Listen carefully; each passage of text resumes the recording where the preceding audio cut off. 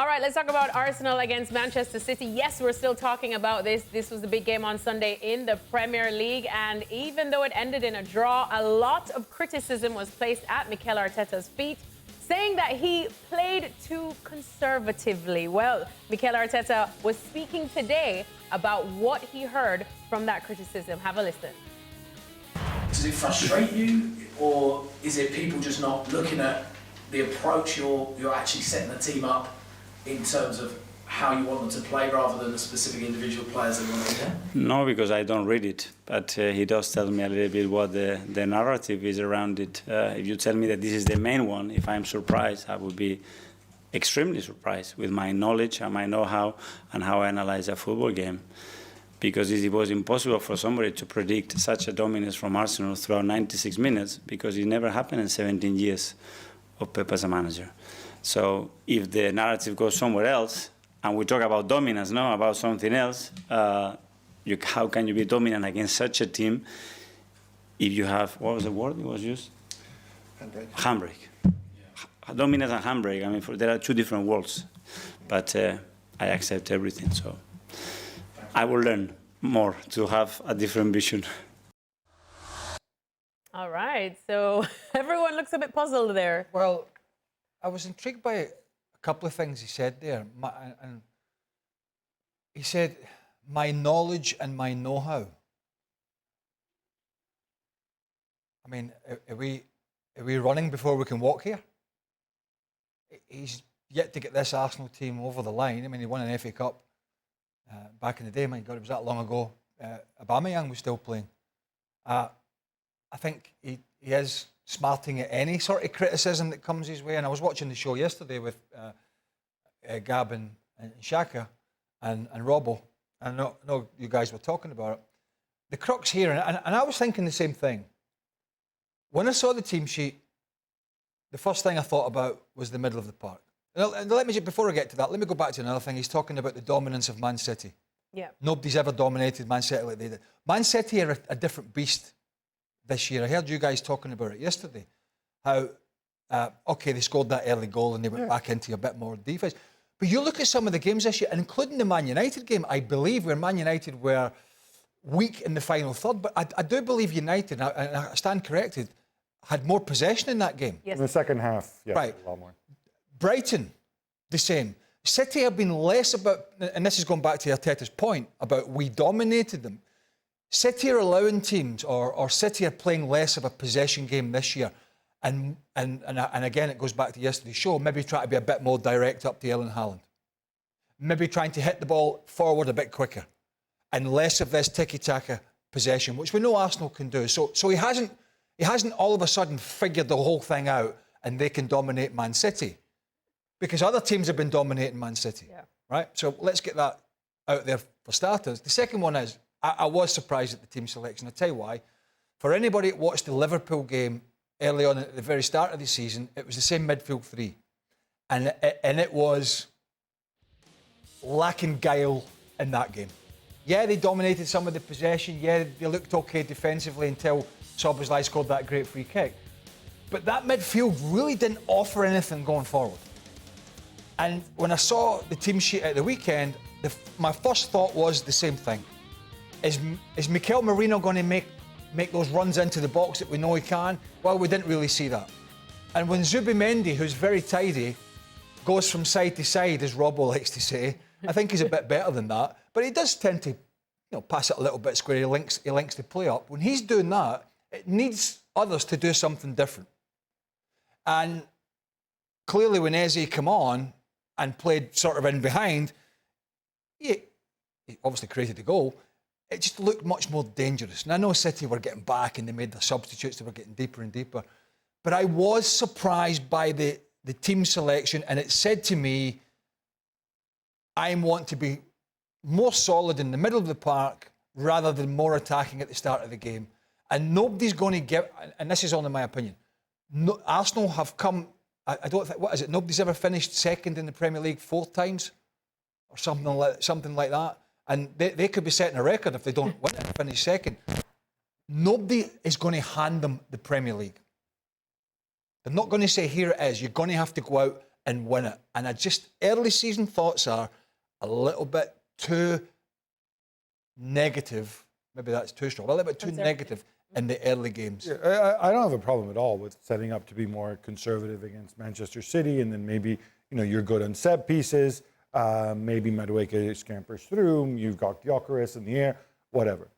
But once you get punched in the face, to paraphrase Mike Tyson, once Haaland scores and you're a goal down, all your talk of dominance means we dominated them, we created tons of chances after that. And you didn't do that. You had a ton of sterile possession after that. Yeah. And then we can debate, for me, I'm a big Ranieri guy. I think he can do some of what Odegaard does, who I thought was sorely missed. Or you find a more direct way to play. You knock it in the box. Gyökeres the ball bounces off him. Marino runs it. Whatever, Rice runs it. But you didn't do any of that. So it almost sounds like you're kind of taking the mickey here when you talk like, we dominated them with our possession, when you even managed to lose the expected goals despite the fact that you were at home and you were chasing the game for 81 minutes. It was easy possession, wasn't it? Because City had gone. Well, because City decided to go because Pep can beat you many different ways. And if he realized, we're a goal up away from home early, I'm going to go. I've got Haaland and Doku who are super fast. I'm just going to have all my guys back and just play on the counter and play in transition. And because I can do that too, because I'm Pep and I'm not this one-dimensional stereotype that people depicted me as. And that's why I said yesterday, he got out-coached and he got out-foxed in this by Pep Guardiola, one of the greatest ever. But yeah, he got this wrong. My issue, and sorry, before I get to Frank, my issue here is, again, you go back, Arsenal are going to have to go and take this title, right? Going to have to go and they're going to take, and they may well do. It's very early in the season. They have a great squad. And he has all the tools. He's been given them. Yeah. There they are. Here's the money. Here's the doubling up in most positions. Okay, we don't know what kind of season Gyökeres is going to have. If he doesn't get much service, then it's going to be tough for him as well. So all this sort of tippy-tappy stuff isn't doing him any favours. He likes balls in the box. Likes balls down the side of defenders where he can use his strength to roll them. But my issue is City are not the dominant force to worry. You've always got to think about an opponent. But it's not City of 2 or 3 years ago where they put the fear of God in you when they turn up on your doorstep. It's just not. Yeah. They've been beaten this season by Brighton and Tottenham. They've shown their deficiencies. You can get at them. You can possess the ball. You can hurt them because defensively, they've looked a little stronger with Kushnerov at right back. I thought Nico Riley did a decent job at left back. He's not a defender. But you can get at them. And that's why I would prefer Arsenal to be on the front foot with a team selection. Because I know with Zubimendi and Rice, I'm probably going to dominate in there anyway. That's why he's in Ranieri. I really like Eze. Yeah. I think he can play in several positions. I think he's clever enough to do that. And he's been on the big stage and he's performed on the big stage, albeit it was for Crystal Palace. And I would have preferred to see somebody like him in there rather than having 3 solid midfielders, because City are there for the taking. And I think Arsenal missed an opportunity here. And when you miss too many opportunities during the season, you will not win the league. Frank, what did you make of what Mikel Arteta had to say about the criticism that he received and what the boys are saying about it as well? Well, that's only fair for me because, the team selection was wrong. I mean, when you have the chance to have 2 players like Zubimendi and Rice or Merino and Rice, you don't need to have a triple all together, and you can add somebody more offensive. And I'm sorry, when in the team selection, when I see at the beginning of the game on the bench Martinelli, Saka, and Eze, I say there is something wrong. You have those 3 players always. You have game changers, and it's what I like. Madueke is a kind of those players who can change the pace, like you have in Doku for Manchester City. Those players who can change the pace, who can take on players, and they are very fast, and you cannot think in front of them. You just react and do what you can do, the best you can do.